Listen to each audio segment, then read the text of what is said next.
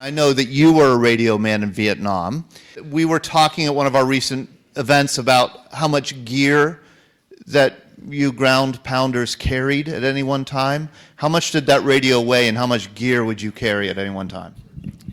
Typically, we carried about 80 pounds of gear. 80 pounds. And that would be for our 3-day operations, to get resupplied with food and water later. And then the radio, the Prick 25, weighed an additional 25 pounds. And what was that radio called again? Prick 25. Okay. And you volunteered to carry radio? Well, no, actually, it was assigned to me. Okay. When you joined the platoon, for about 2 weeks, you carried ammo for the machine gunner until you got acclimated to the area and how they worked, and confidence was built up by the team. And then you were assigned a position. The first position everybody wanted to give up was the radio because of the extra weight. And we had 2 radios in each platoon. So I was given the radio.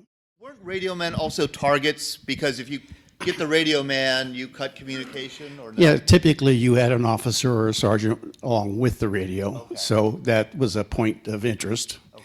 But when you're in the jungle, if you can see 3 feet in front of you, you're lucky. So you're not really going to pick up on the radio operator that much, I don't believe.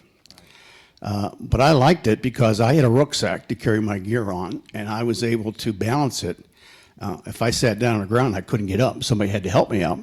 But when I was walking, it was very comfortable for me. And I was a neb shit. I wanted to know what the hell was going on.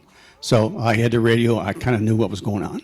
You also have a story, looking at those cans reminded me of it, about a can of maybe peaches? If you had fruit cocktail and pound cake, the world was yours. You could trade that for anything. I had been carrying a can of fruit cocktail in my lower pocket for probably a month and a half, waiting to get a hold of a pound cake. And one night we made contact and we walked in, our artillery on us, very close enough where the artillery was, shrapnel was landing right beside us, and you could hear it hissing because of the hot metal was hitting the wet grass. And all of a sudden I felt something wet on my leg, and I said, oh, damn, did I get hit?